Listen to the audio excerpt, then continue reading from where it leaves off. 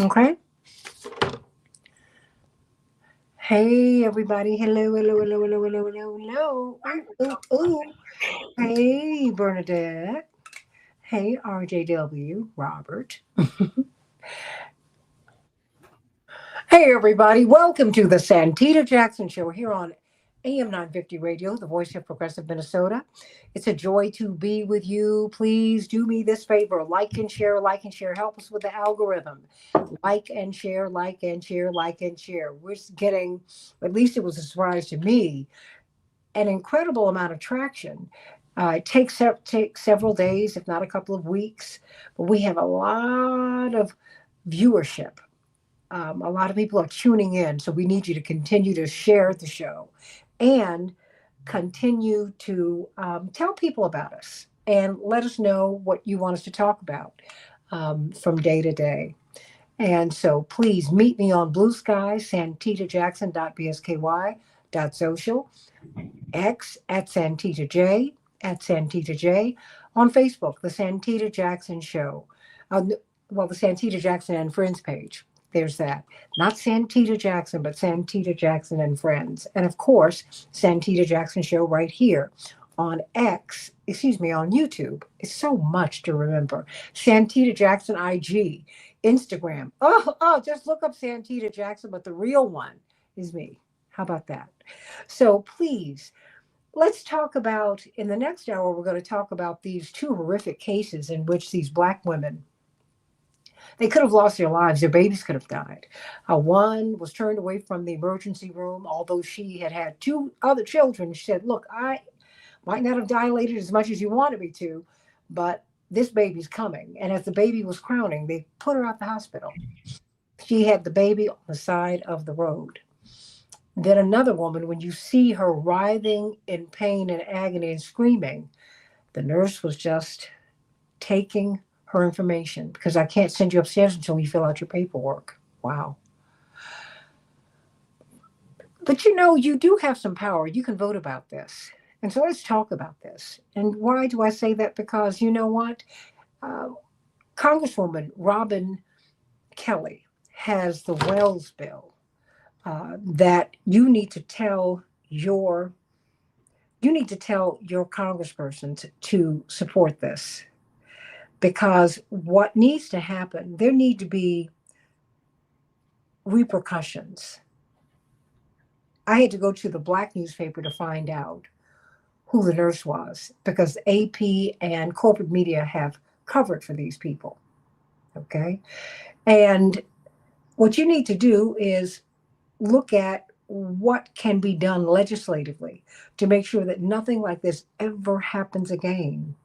And so we're going to be talking with you about this because the Women Expansion for Learning and Labor Safety Act, it's a shame that we have to have that in the United States today. Well, that's when you have a responsible congressperson because she's in Illinois. This constituent had to go across the state line because there are not enough hospitals. These are things that you have to vote about, everybody. So it is of tremendous consequence that we're seeing these redistricting, the redistricting that the president is pushing for. And it's consequential that the Supreme Court, after the federal court said, no, these are unlawful redrawing of these districts, you're going to disenfranchise a lot of people, a lot of black people, a lot of brown people. Well, the Supreme Court said they overturned it. They said that's okay. Really. It's unbelievable. And so we need to talk about this, everybody, because my brother, former Congressman Jesse Jackson Jr., said, and he's running for Congress again for his old seat. He said we could go from 62 members in the Congressional Black Caucus in both houses of the legislature in Washington, in both houses of Congress. We could go from 62 to half of that number because of redistricting. Representative Reynolds. He didn't even get to what we're looking at on the state level. It would be an absolute bloodbath. And I characterize it that way, everybody, because your voices will not be heard. And while they're going to start with black people, trust and believe they're going to go to poor white people. That's where this is all going. Because now you have Elon Musk, who has two, not one, but two corporate towns that he's created in Texas. And these are people, he and Peter Thiel, don't really believe you need to vote. You'll have a board of directors and all of that. A corporate town is just that, it is a corporate town. It is not a democratic construct. And that is what they're moving to do all across the country. So when President Trump says you might not ever have to vote again, that's where that's coming from. It's not an idea that is original to him, it's an idea that is original to the people um, who are his donors. So we need to talk about this. We need to look at what the Supreme Court, what they did, and what the fallout could be. Texas State Representative Ron Reynolds, it is a joy to be with you. Help us to understand what it is that we are looking at. Hey, everybody, like and share, like and share, like and share. Thumbs up, thumbs up, thumbs up, thumbs up, thumbs up. Like and share, like and share. In the next hour, we are going to talk about maternal mortality. But right now, as we are moving into 2026, we are also we're looking at redistricting. We saw just a couple of weeks ago, Representative Reynolds, we felt that we had a big night, and we did. And I'm not speaking of Democrats necessarily. I'm speaking of the people. The people said, you know what? I want candidates I want people, I'm going to elect people who are going to talk about affordability, who are going to do something about it. There's some issues that are near and dear to the hearts of people, and they voted for people, and you saw the vote tallies corresponded to that. And so, Democrats, said, okay, we won. Well, it was really the people who won.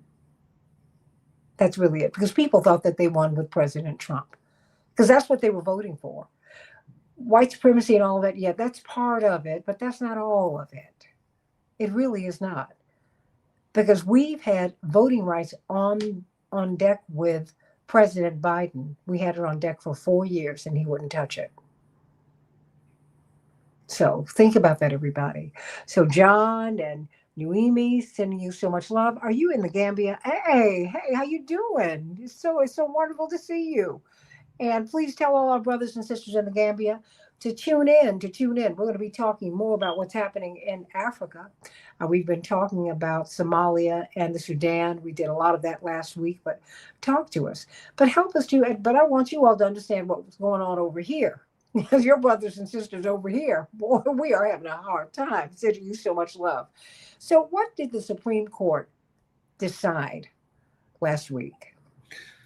Santita, it's great to be on with you. It pains me as someone who joined my colleagues and led the courageous quorum break in Texas, where we fled the state to break quorum so that Texas couldn't pass the racially gerrymandered maps that would disenfranchise specifically African Americans and Latinos in Texas to the tune of 5 seats. President Trump called Governor Abbott and said, I need 5 seats.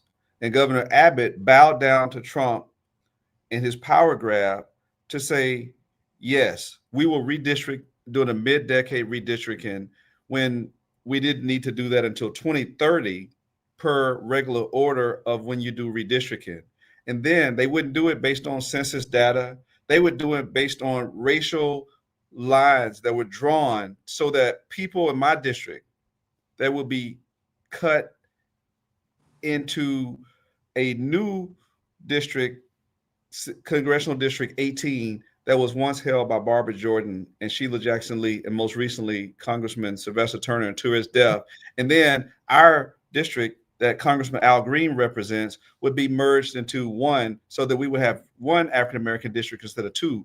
Long story short, the Supreme Court said the lower court, who heard the testimony and looked at the case law and the Voting Rights Act of 1965, Section 2, and said that Texas did racially discriminate. The U.S. Supreme Court said, we will not rule in the side of justice and equity. We're going to turn another blind eye to give Trump what he wants.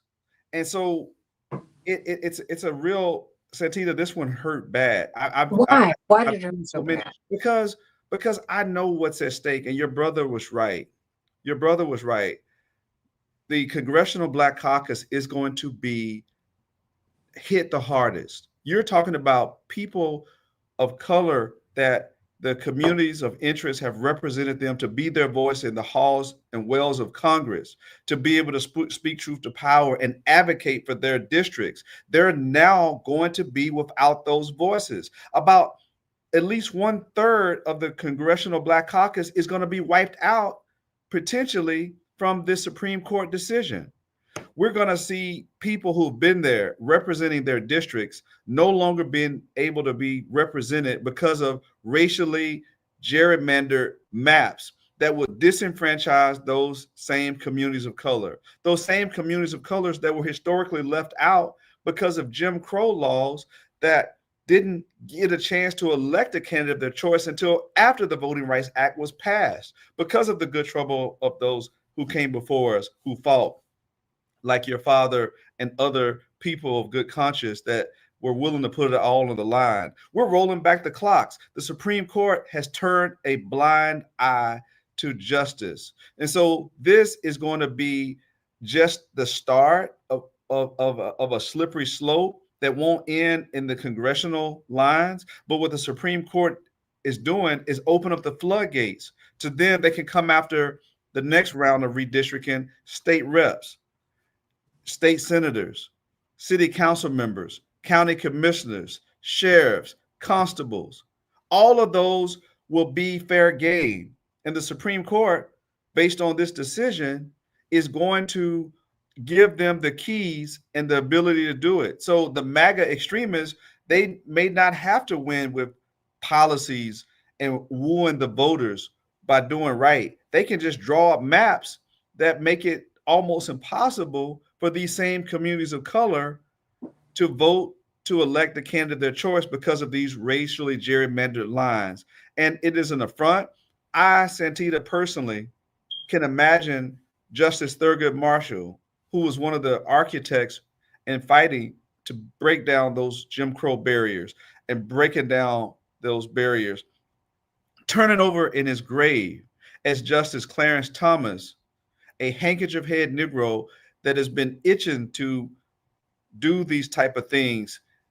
It's we have a black face and a man that doesn't want to see equity, doesn't want to see fairness, that doesn't want to see the rule of law. They bent over backwards to be able to find ways to rubber stamp Trump's plans from Project 2025. And this is a part of the plan.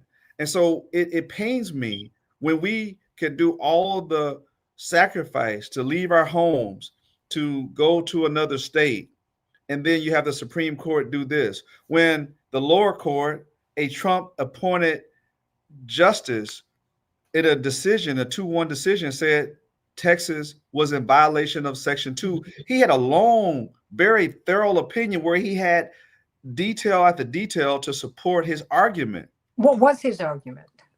His argument was that the testimony that was offered from doing the redistricting hearing in the committee and the testimony on the floor supported that it was racially gerrymandered maps. Texas had, they actually were talking out of 2 and 3 different sides.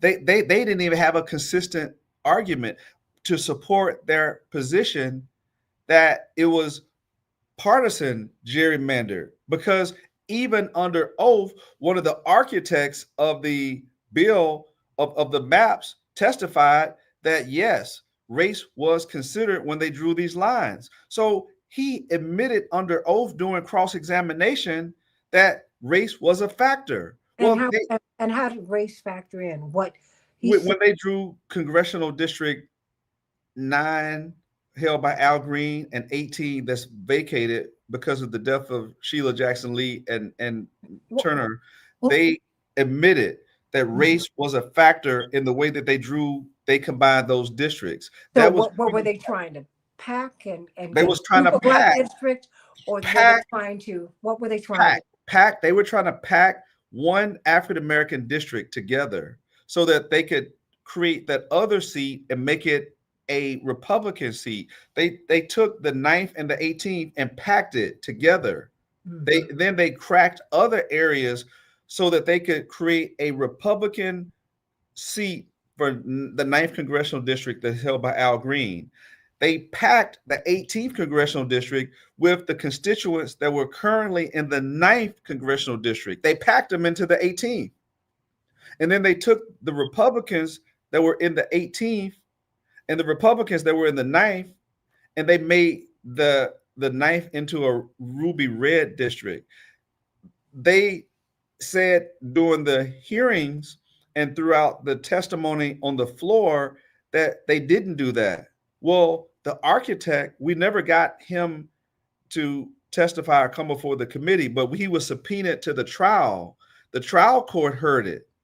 And based on that testimony, as well as other evidence that was presented, they had a record that had sufficient evidence that they had racial motivation in the way that they drew that in other districts. So the Supreme Court said, hey, we don't care what they said because we, in a 6-3 decision, the dissent, you should read the dissent. The dissent goes in great length to talk about how they turned a blind eye to the evidence. Well, let me ask you this. Let me kind of ask you about that.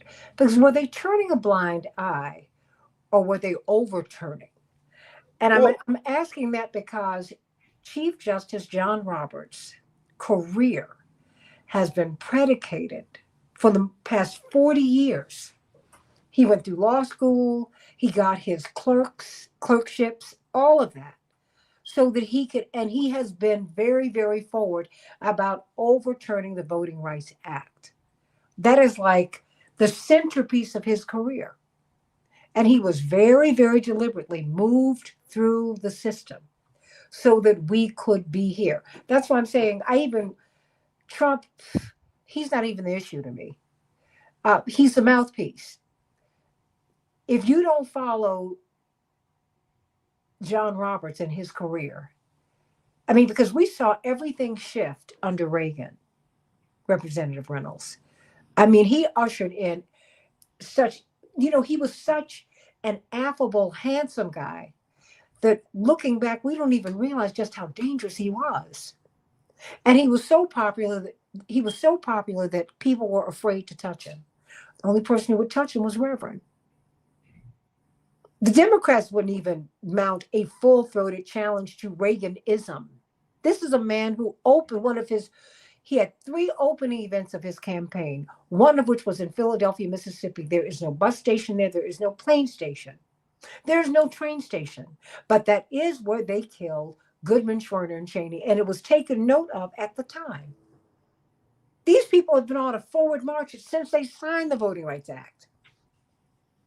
You know what did Reverend say? Slave masters never retire. I said we have to look beyond President Trump. He's 80. He will be out of there soon. But you know who won't be? J.D. Vance.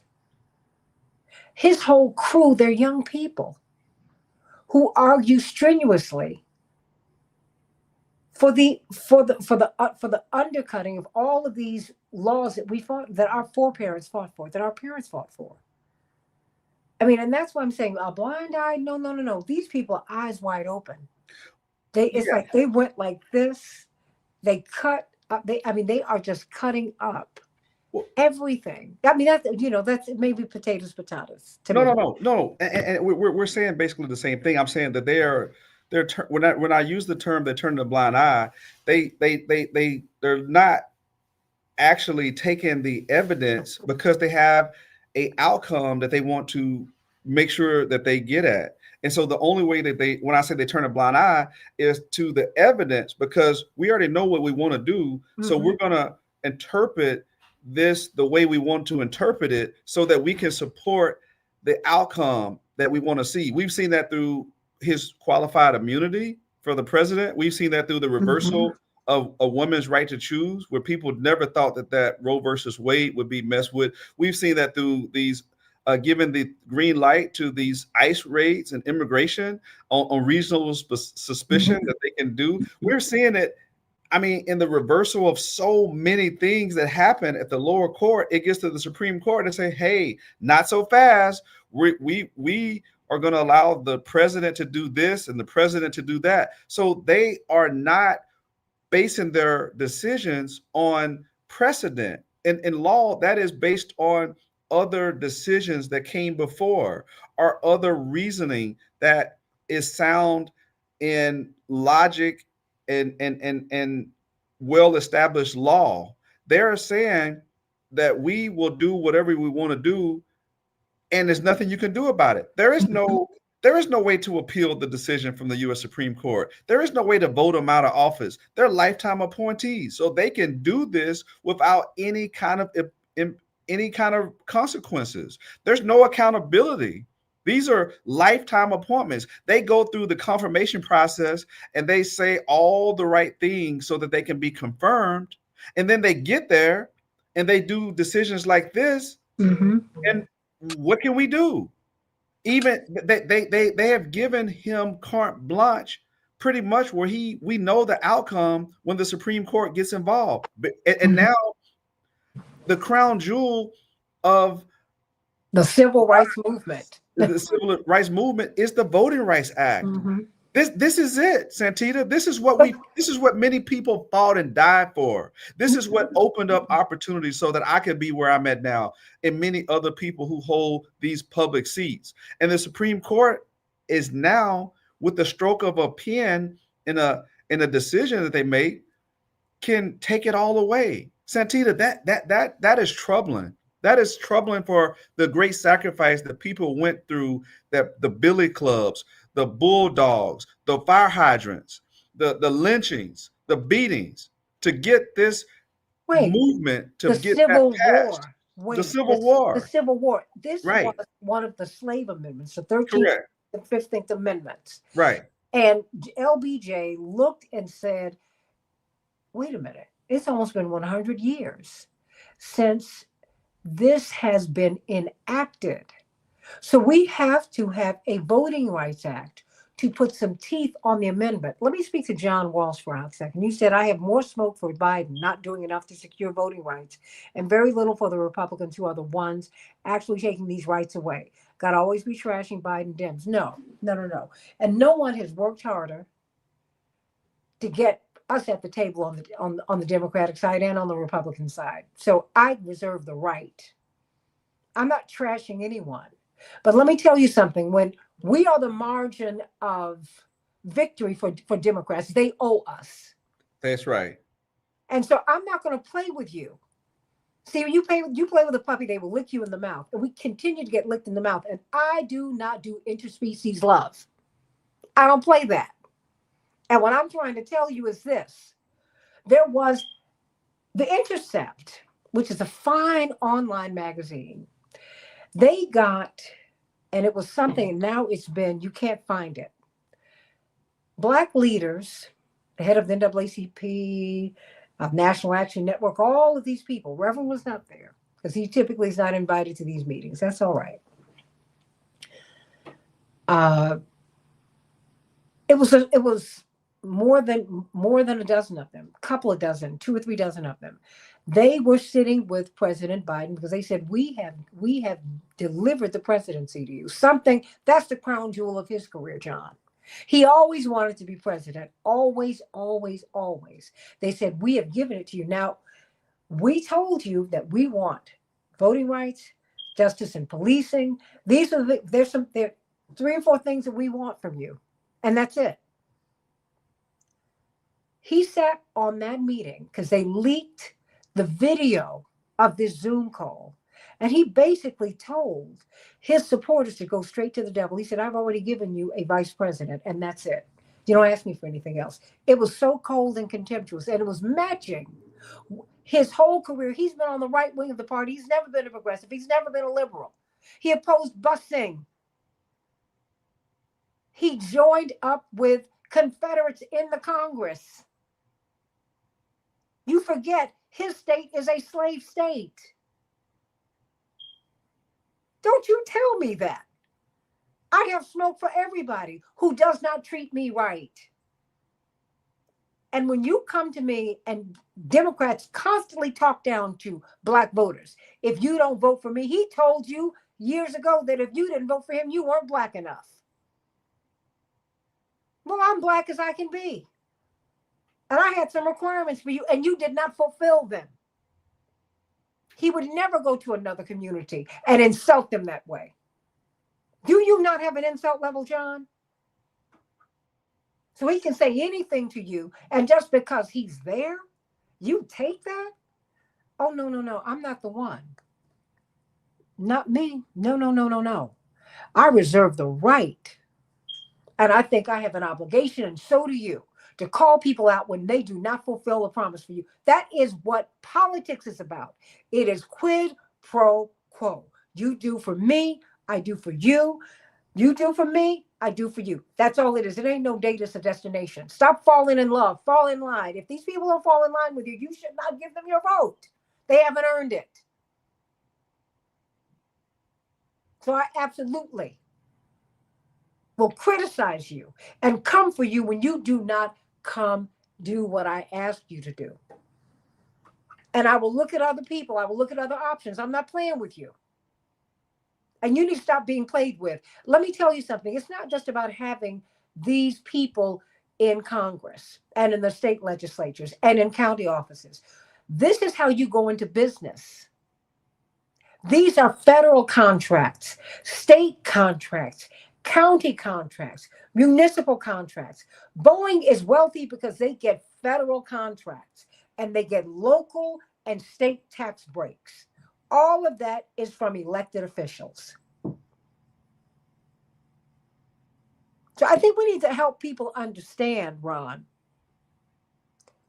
what happened. See, I remember I saw Marion Barry when he went into the mayoralty of Washington, D.C. He completely changed the life options of people in Washington. Everybody in Washington was a government worker. That was the most that they could be.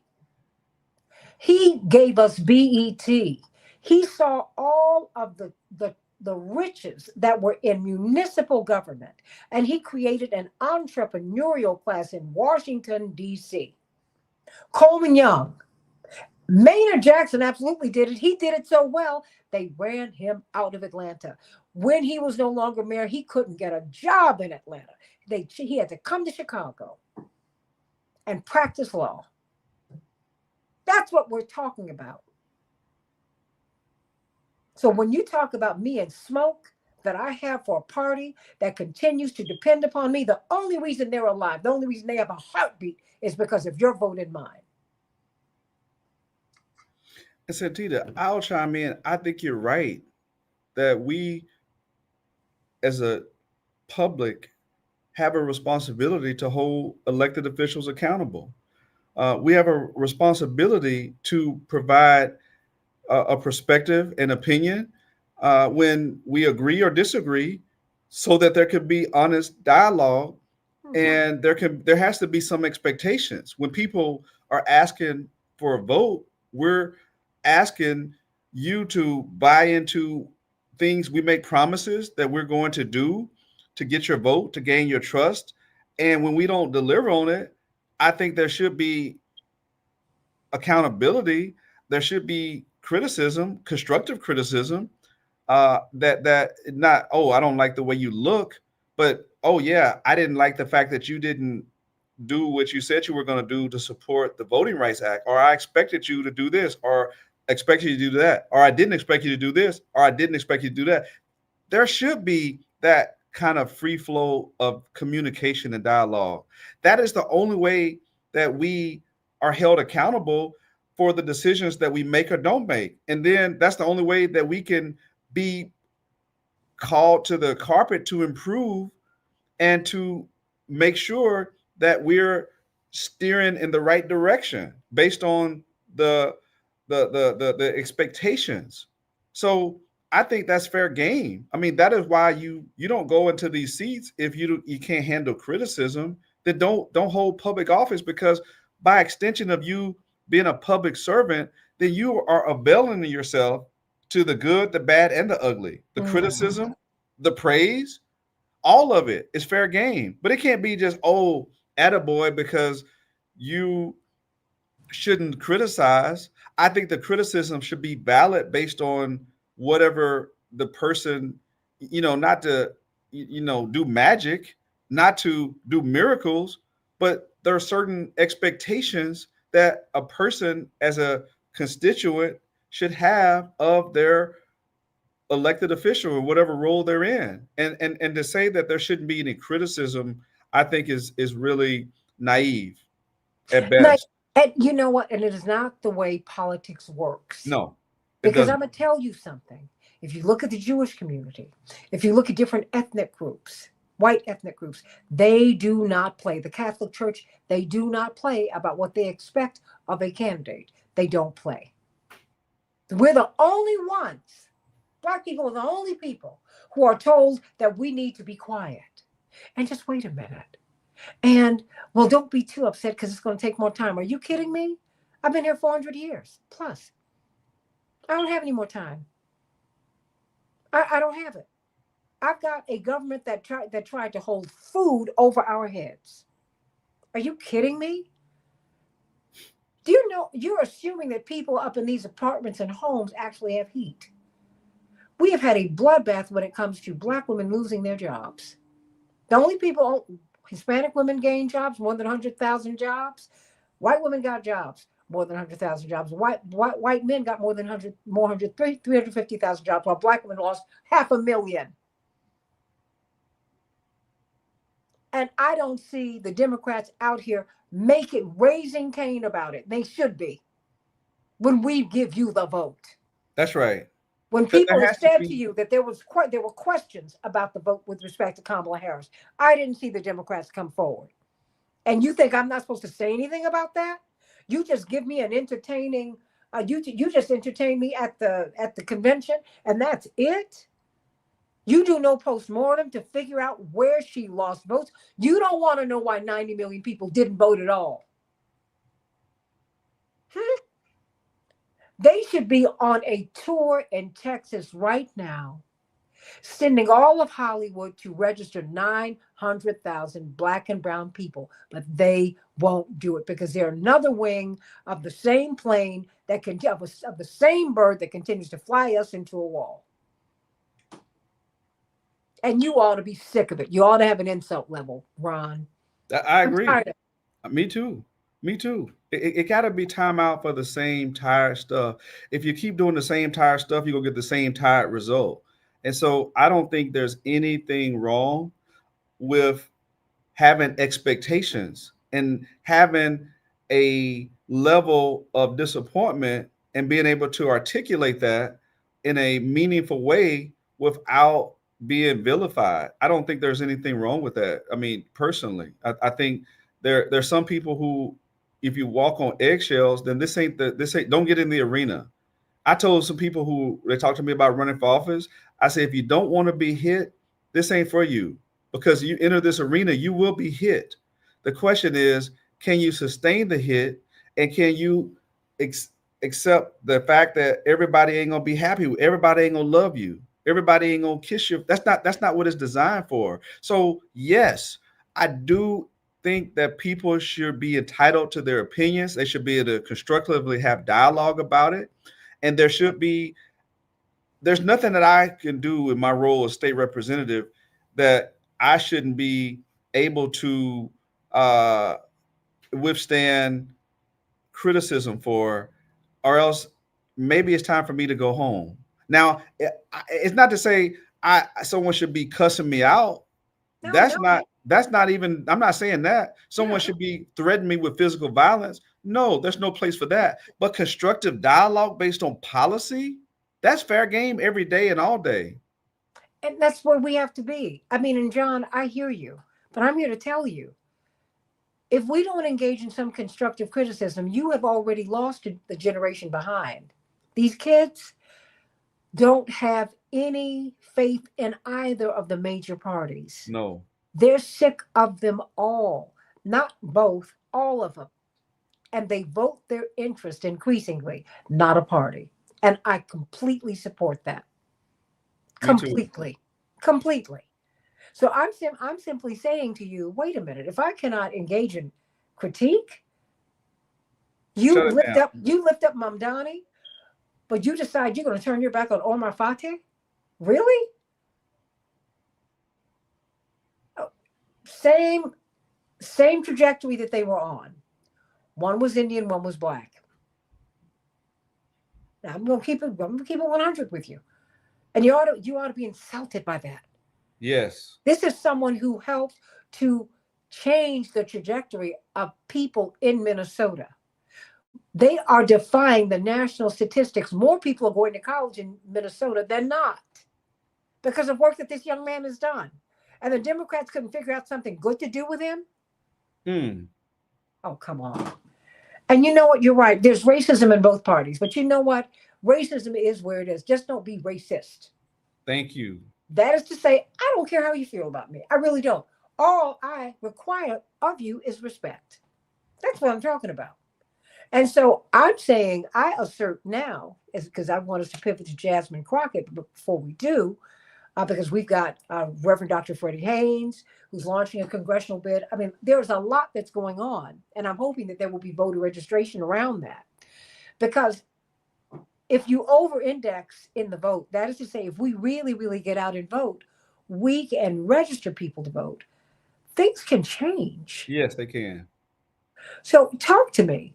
What is going on with Jasmine Crockett? I mean, is her seat is in danger too, right? It was altered significantly. Her 30th congressional district in Dallas was altered to where they moved her out of her district into the 33rd district. So they actually took her out of her own House district, and they also changed up some other things between her and Congressman Mark Vesey. They basically put her and Mark Vesey in the same district. That's what they did. So they're supposed to cancel each other out, Correct. and then somebody else can come in. Correct. Correct.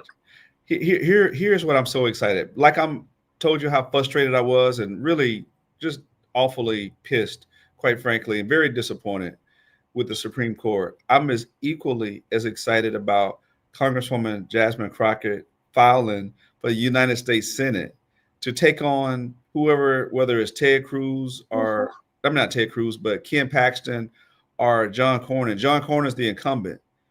He's in a real tough fight in the primary against our Attorney General Ken Paxton and also Congressman Wesley Hunt. But let me tell you, Jasmine Crockett is about to bring the fire, the smoke, and all of that as she enters this race for United States Senate. We've never had an African American United States Senator in Texas history. Mm-hmm. We've had very few females United States Senators. Jasmine Crockett is competent, capable, and qualified. This woman is brilliant. She was one of my she still is a close friend, but one of the closest members that I worked with when she served in the Texas House. She sat right next to me. We were a very strong tag team. We met you when we went to DC and broke quorum. That's right. Jasmine Crockett is unapologetic about her stance. She will go toe to toe. She doesn't back down. She doesn't sell out to corporate interests. She's just what we need to fire up our base, to get people to go out and vote. This is like Mamdani changed the trajectory in New York in the mayor's race. Jasmine Crockett is about to set Texas on fire. You already had Governor Abbott putting out tweets and statements about her. John Cornyn has been trying to put the APB out. Hey, we can't have this socialist person in Texas running our state. But let me tell you what, Santita, your server of Delta Sigma Theta is about to go hard. She will go campaign door to door. She knows how to appeal to these low propensity voters, young folks, millennials, Gen X. I'm excited. But do you think that will make a difference? I mean, because you had one of your former colleagues. Yes. And he really did well. right? Yes. What is different this time with Jasmine Crockett? What's different? Jasmine has that it factor, Santita. I've seen her where people who don't follow politics, they follow Congresswoman Crockett. People who don't like to engage and go vote, she is the type of candidate, that transformational candidate that people will go out and stand in line to vote for. You had some candidates like that that have been, I just mentioned Mamdani.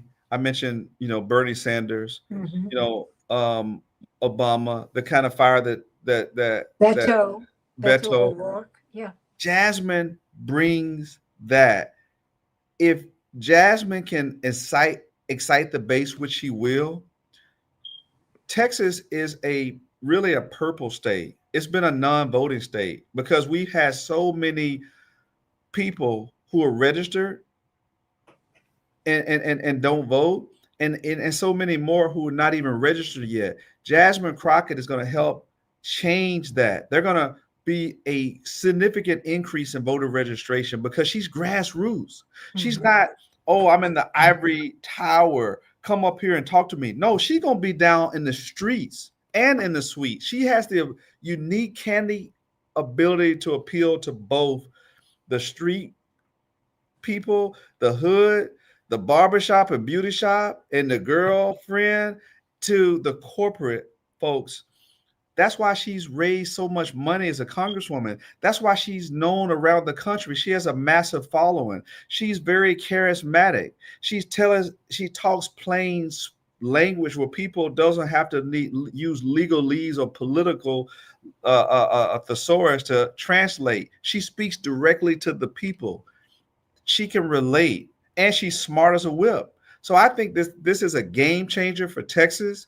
I think that she's about to make history, and I really feel confident because I'm ready to stomp for her. I'm ready to knock on doors. I'm Hmm. ready to get out there and help her make history, not just for the sake of making history, but for so we have an advocate in the United States Senate that ain't gonna sell out, that ain't gonna go and be afraid to speak out on issues, that's gonna sell out to the corporate PACs that tend to be have an oversized influence on politics. That's not the kind of person she is. So I'm super excited. I know that the Republicans are probably shaking in their boots. They're going to paint her as an angry black woman. Good. Someone they're going to do all of that. Good. But we going to be ready. And so I'm like, game on, baby. Let's go. This is a great for Texas because we have not had this kind of energy and excitement. Beto did bring some excitement. I'm not taking nothing away from Beto. Mhm. Beto came close. He did well.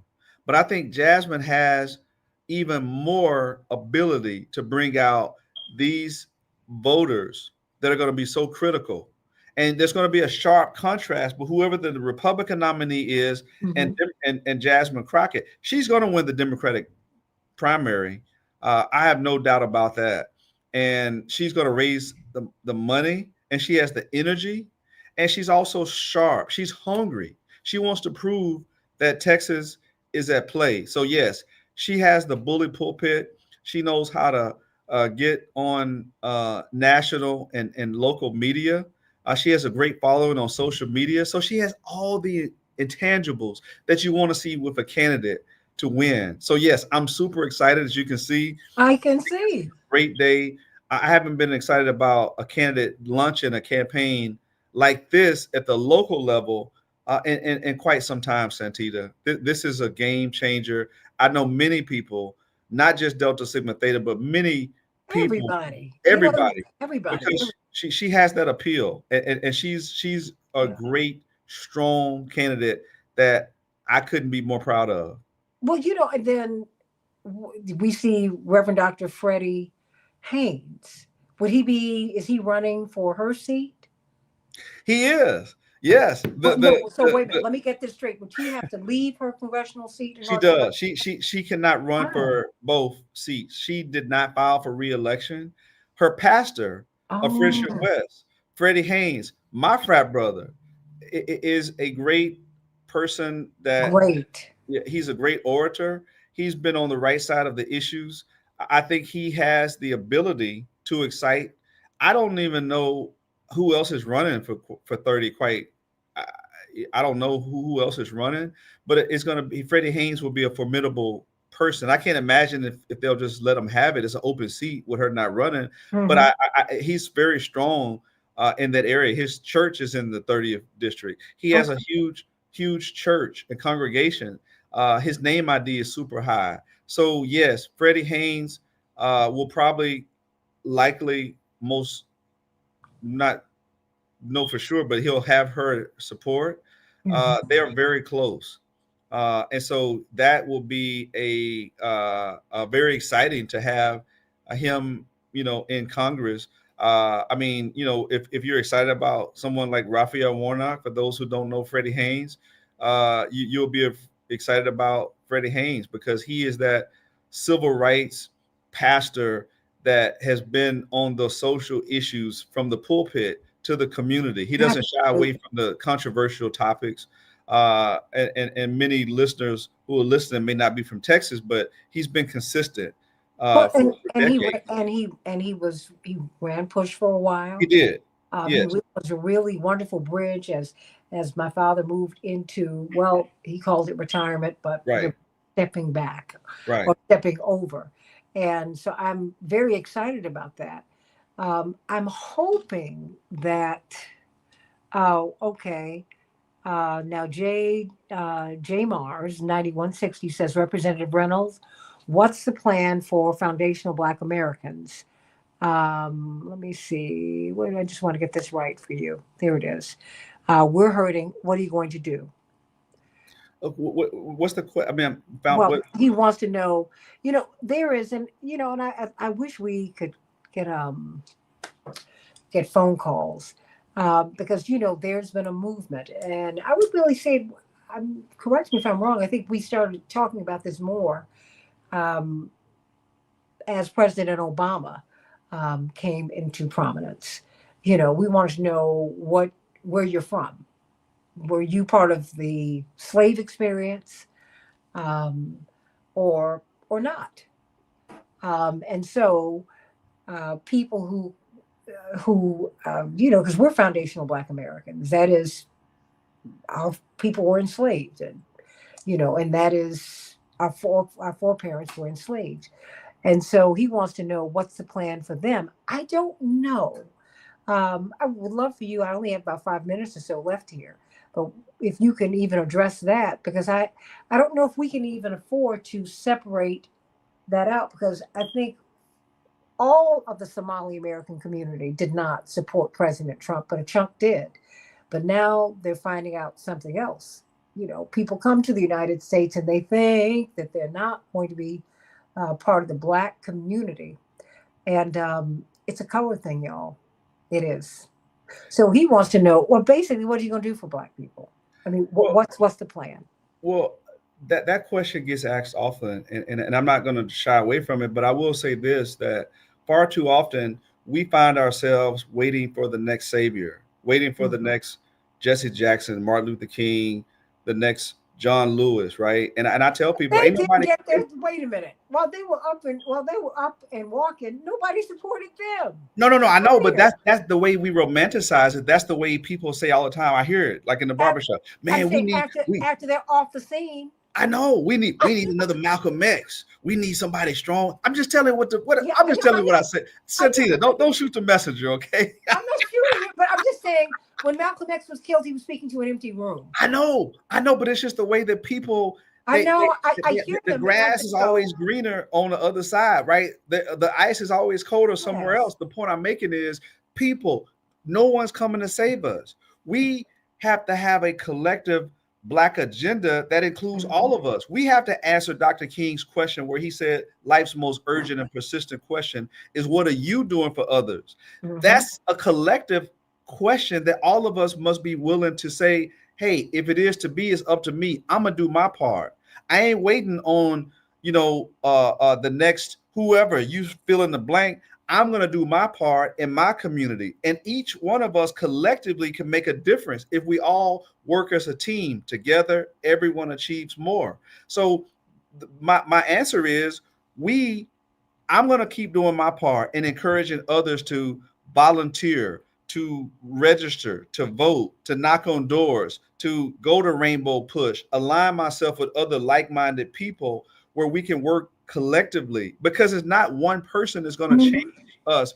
One person didn't get us in this, one person ain't going to get us out. I believe in my faith and God, and God gave me a brain and hands to work with. So I rely on my faith, but I do what God has led me to do to make a difference in the way I can. So I encourage everyone that we have to be the change that we want to see. We have to be engaged. We have to be intentional, and we have to align ourselves with people that are moving in that direction. And so we can't sit on the sideline waiting on others to fix the problems of the world. Mhm. We as elected officials have a role to play. You have a role to play.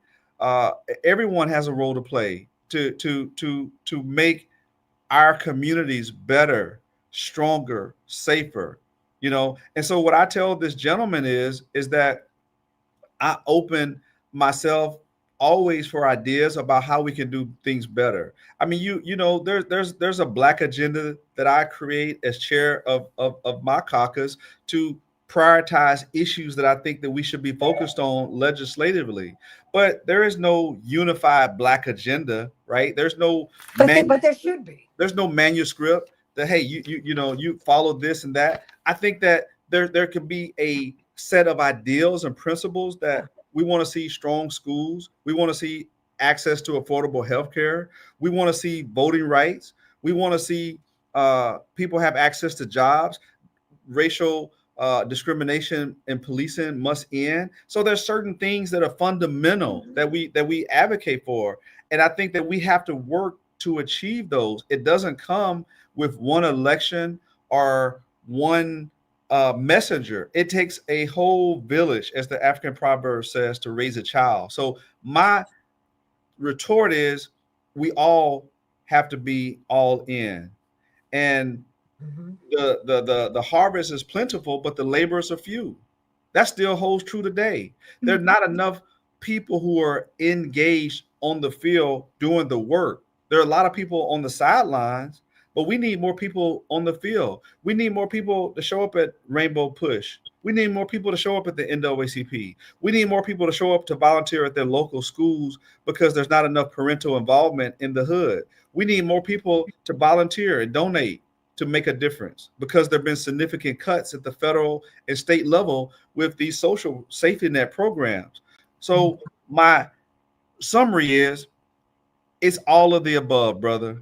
It's all of the above. There's no magic wand. There's no silver bullet. It is the grunt work of being active and engaged. And we Mhm. don't need a king or a queen to knight us. We have to make sure that we have to have the attitude that if it is to be, it's up to me. That if Mhm. not now, then when? If not me, then who? If not this, then what?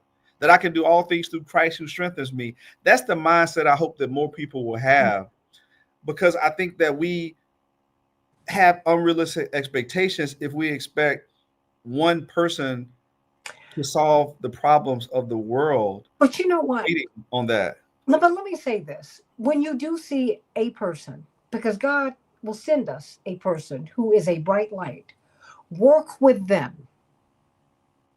Stop romance. See, everybody loves. Dr. King spoke to a hall that was not completely full the night before he was killed. Push will be half filled.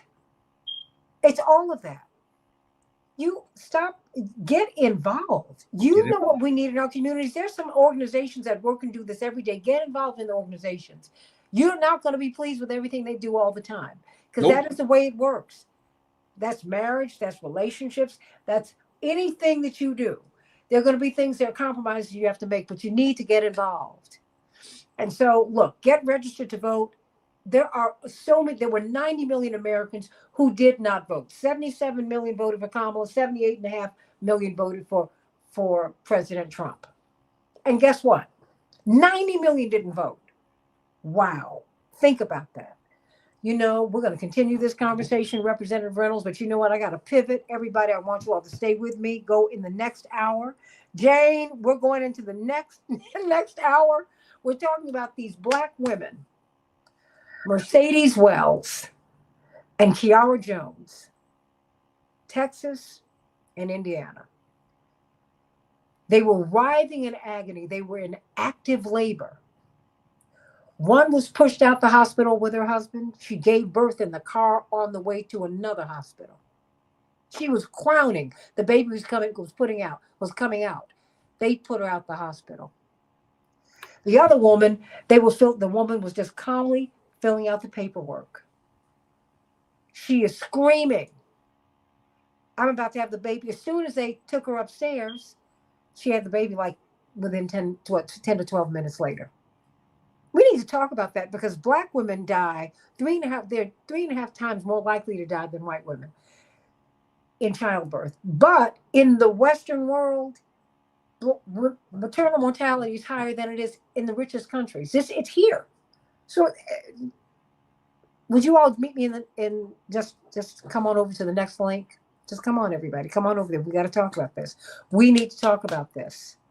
Because these women, these Black women, no matter how Black women present, we can be wealthy, we can have degrees, but it's not your degree, it's your pedigree. If you are Black and you show up in that hospital, you will be ignored. That is what we saw. All right, everybody. Back with more of the Santita Jackson Show in just a few minutes. Texas State Representative Ron Reynolds, who is on the hustings, getting out there for Jasmine, one of the Yes, super excited. Really? Come on now. I look forward to coming back on, and hopefully I'll have Jasmine with me on one day too. Bring her on over here. Yes. All right. Here in Washington. Okay. You know. All right. Come on, everybody. Let's talk about Black maternal health, maternal mortality, and advocacy. Back with more of the Santita Jackson Show in just a minute. Come on, everybody. Come on over to the next hour. AM 950 Radio, the voice of progressive Minnesota.